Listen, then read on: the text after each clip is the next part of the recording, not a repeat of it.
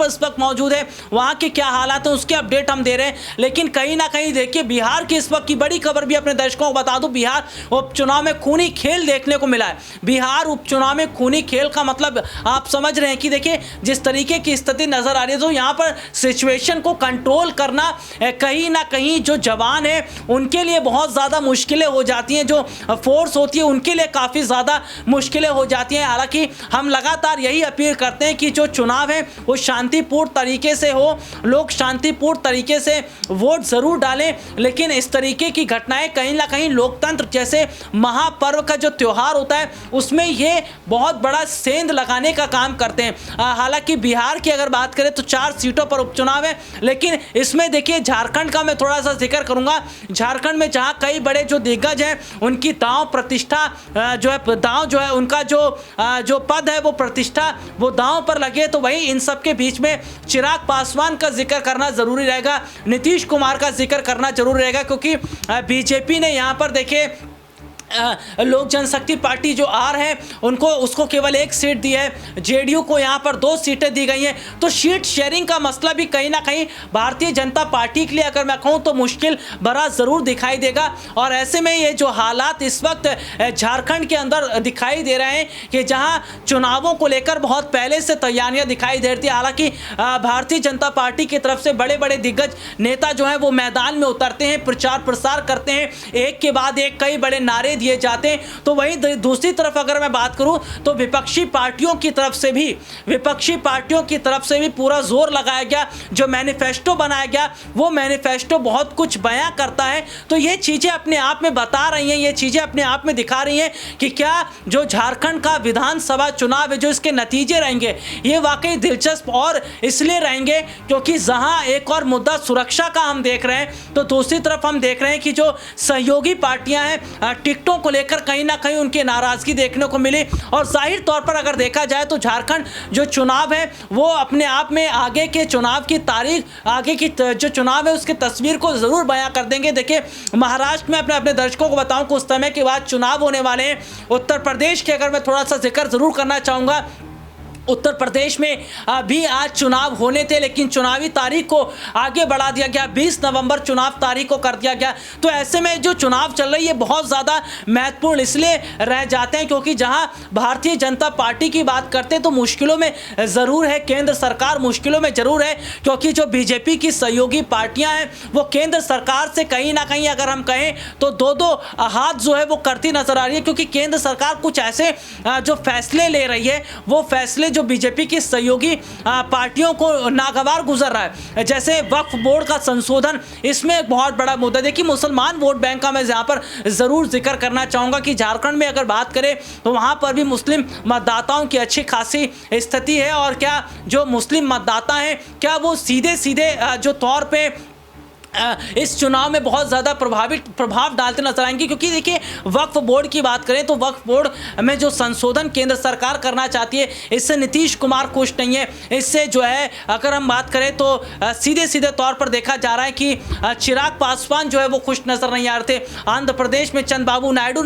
खुश नज़र नहीं आ रहे थे। तो जो स्थितियाँ इस वक्त की जो बनी, जो हालात इस वक्त के बने, ये जाहिर तौर पर बताती हैं कि क्या जो माहौल इस वक्त झारखंड का बना हुआ है या तमाम और राज्यों के अगर हम थोड़ा सा जिक्र कर लेते हैं वहाँ की जो स्थिति बनी हुई है वो चीज़ें अपने आप में ये बताती हैं कि क्या ये जो चुनाव है इनका आगामी समय के चुनावों पर फर्क पड़ेगा। हालांकि बिल्कुल झारखंड के चुनाव का जो मैं थोड़ा सा और बड़ा अपडेट इस वक्त दे दूँ, जो जानकारी मेरे पास इस वक्त सामने आ रही है कि झारखंड के जो चुनाव है उसको प्रभावित करने की कोशिश की जा रही है। हालांकि जो सुरक्षा के जवान हैं उनका लगातार जो मुस्तैदी देखी जा रही है, सुरक्षा के जवानों के द्वारा जिस तरीके से जो अगर हम कहें तो टीम को जो है गश्त के लिए आगे बढ़ा दिया गया है। और साथ ही साथ ये भी देखा जा रहा है ड्रोन का सहारा ले। देखिए ऐसे समय में ड्रोन का जब इस्तेमाल होता है तो जो सुरक्षा जो टीम होती है वो मजबूत हो जाती है। मजबूत इसलिए हो जाती है क्योंकि ड्रोन से आप बहुत दूर तक कैप्चर कर सकते हैं। और कहीं ना कहीं जो ड्रोन का सहारा बटालियन की तरफ से लिया जा रहा है, जो सीआरपीएफ के जवान हैं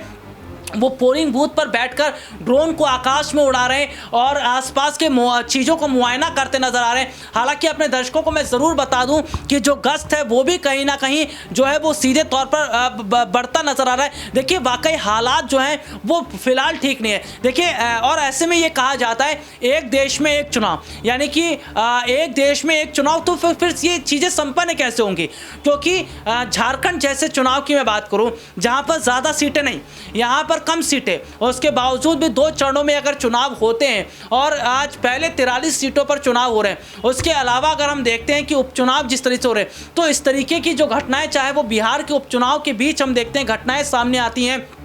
झारखंड में जो घटना सामने आती है, ये चीज़ें कहीं ना कहीं बताती है कि इस तरीके के हालात का रहना ये बिल्कुल भी क्या वाकई ठीक नहीं है। क्या इस तरीके की छिटपुट घटना कहीं ना कहीं, ये छिटपुट नहीं कहेंगे, इससे बहुत बड़ी घटना भी हम झारखंड की मैं कहेंगे। मैं बिहार का जिक्र कर लूँ तो वहाँ पर खूनी खेल, जो खूनी संघर्ष हुआ है, उसके बाद झारखंड में सीआरपीएफ के एक जवान को सुबह गोली लग जाती है। उसके बाद हम देखते हैं बहुत सारे ऐसे पोलिंग बूथ जो है जहाँ पर खाली स्थिति नज़र आते हैं आधा दिन बीत जाने के बाद में, और सीधे सीधे तौर पर जो स्थिति हम देखते हैं कि जो जहाँ जिन सीटों पर मतदान हो रहे हैं, जिन सीटों पर वोट डाले जा रहे हैं, वहाँ पर जो है उतनी बड़ी लाइनें नहीं नजर आ रही हैं। और देखिए ये चुनाव का ही वक्त होता है जब लोग तय करते हैं कि सरकार यही चाहिए या सरकार को बदलना है, लेकिन इस वक्त अभी फिलहाल कुछ नहीं कहा जा सकता, क्योंकि कहीं ना कहीं कम वोटिंग एक सबसे बड़ी वजह जो है वो ये मानी भी जा रही है। और कहीं ना कहीं जो बहुत सारे ऐसे पोलिंग बूथ जहाँ पर लोग जो है वो वहाँ पर नहीं पहुँच रहे,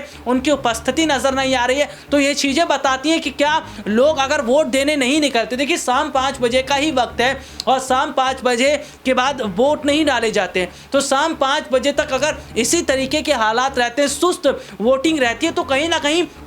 इसका एक बहुत बड़ा मैसेज जो है वो जाता नज़र आएगा। और देखिए सबसे बड़ी बात मैं यहाँ पर करना ज़रूर चाहूँगा कि जिस तरीके से प्रधानमंत्री नरेंद्र मोदी के अलावा इसके अलावा बीजेपी के कई बड़े नेताओं की तरफ से, हालांकि विपक्ष की तरफ से भी अपील की गई है कि आप लोग बड़ी संख्या में आएँ और वोट डालें, तो क्या वो जो अपील है, देखिए अलग अलग सीटों का अगर मैं बात करूँ तो अलग अलग सीटों के अलग अलग मिजाज होते हैं। जाहिर तौर पर वायनाड की मैं बात करूँ तो प्रियंका गांधी के लिए बहुत बड़ा दिन प्रियंका गांधी के लिए रहेगा, क्योंकि प्रियंका गांधी ने वायनाड से पर्चा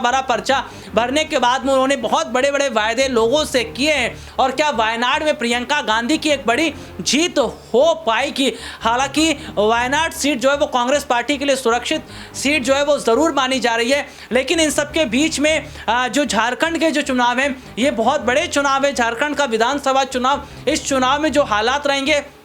महाराष्ट्र पर इसका असर पड़ता नजर आएगा। और देखिए मैं सुरक्षा की में धांधली की अगर बात करूं या चुनाव आयोग की तरफ से जो लापरवाही, इसका जिक्र करूं, मैं जिक्र इसलिए करना चाहूँगा क्योंकि अभी कुछ समय पहले हरियाणा में जो विधानसभा चुनाव संपन्न हुए और चुनाव के बाद जो रिजल्ट आ रहे थे, उन रिजल्ट को देखकर कांग्रेस पार्टी खुश नहीं थी, क्योंकि उनका ये सीधे तौर पर कहना था कि कहीं ना कहीं इसमें धांधली हुई है, इसमें सीधे तौर पर जो है एक मिली भगत है। और देखिए उत्तर प्रदेश में 9 सीटों पर उपचुनाव होने वाले हैं, और उत्तर प्रदेश में जिन 9 सीटों पर उपचुनाव होने वाले हैं वो सीटें भी अगर बात करें, बहुत सारी ऐसी सीटें जो हॉट सीट हैं, और उन सीटों से पहले समाजवादी पार्टी के कई बड़े जो नेता हैं उनकी तरफ से आरोप प्रत्यारोप लगाए जा रहे हैं, चुनाव में धांधली की बात कही जा रही है, तो चुनाव आयोग और सरकारी अधिकारियों के द्वारा मिलीभगत की बात कही जा रही है। तो ये चीज़ें जो जाहिर तौर पर बताती हैं, स्थितियाँ बताती हैं कि क्या वाकई जो चुनाव आयोग है वो कहीं ना कहीं कमियाँ छोड़ देता है, क्योंकि चुनाव आयोग पर अगर विपक्ष सवाल खड़ा करता तो ये गलत नहीं रहेगा। हालांकि चलिए झारखंड पर फिर वापस चलते हैं। झारखंड से बड़ी खबर जो है वो ये भी निकलकर सामने आई है कि झारखंड में माना जा रहा है कि जो लोग हैं उनकी वोटिंग सुस्त इसलिए नजर आ रही है क्योंकि झारखंड में जो जनता वो कंफ्यूज दिखाई दे रही है। झारखंड में जो जनता है वो चीज़ों को सोच नहीं पा रही है, समझ नहीं पा रही है। तो ऐसे में क्या आने वाले वक्त की अगर बात करें तो झारखंड की स्थिति वाकई जो नतीजे वो दिलचस्प जरूर रहेंगे, और सीधे तौर पर अपने दर्शकों को बड़े अपडेट मैं ज़रूर देता रहूँगा। लेकिन फिलहाल आज के लिए इतना